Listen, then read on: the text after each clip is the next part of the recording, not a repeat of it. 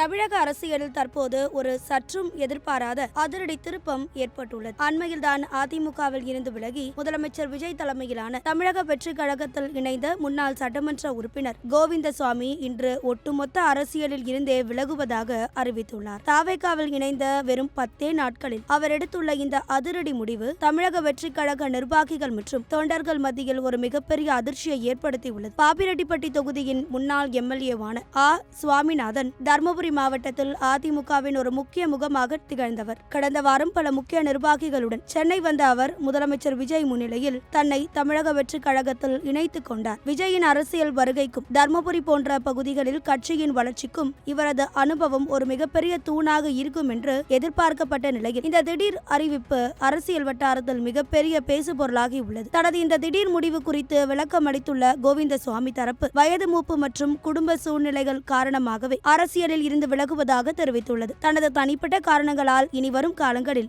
தீவிர அரசியல் பணிகளில் ஈடுபட முடியாத நிலை ஏற்பட்டுள்ளதாகவும் எனவே அமைதியான முறையில் பொது வாழ்வில் இருந்து முற்றுப்புள்ளி வைக்க தீர்மானித்துள்ளதாகவும் அவர் கூறியுள்ளார். இருப்பினும் கட்சியில் சேர்ந்து சில நாட்களிலேயே அவர் எடுத்துள்ள இந்த முடிவு பல்வேறு அரசியல் யூகங்களுக்கும் வழிவகுத்துள்ளது. முதலமைச்சர் விஜய் தனது அமைச்சரவையை அமைத்து அடுத்த கட்டமாக 2029 மக்களவை தேர்தலை இலக்காக கொண்டு நிர்வாகிகளை ஒன்றிணைத்து வரும் சூழலில் கோவிந்தசாமி போன்ற ஒரு மூத்த புள்ளியின் வெளியேற்றம் தாவேகா வட்டாரத்தில் ஒரு சிறிய சலசலப்பை ஏற்படுத்தியுள்ளது. இவரது வருகையை ஒரு மிகப்பெரிய வெற்றியாக கொண்டாடிய தாவேகா தொண்டர்கள் இப்போது அவரது விலகலால் குழப்பத்தில் உள்ளனர். தமிழக அரசியலில் அடுத்தடுத்து கட்சி தாவல்கள் அரங்கேறி வரும் வேளையில் ஒரு மூத்த தலைவர் இப்படி திடீரென ஓய்வு பெறுவது அரசியல் களத்தில் ஒரு புதிய விவாதத்தை தொடங்கியுள்ளது.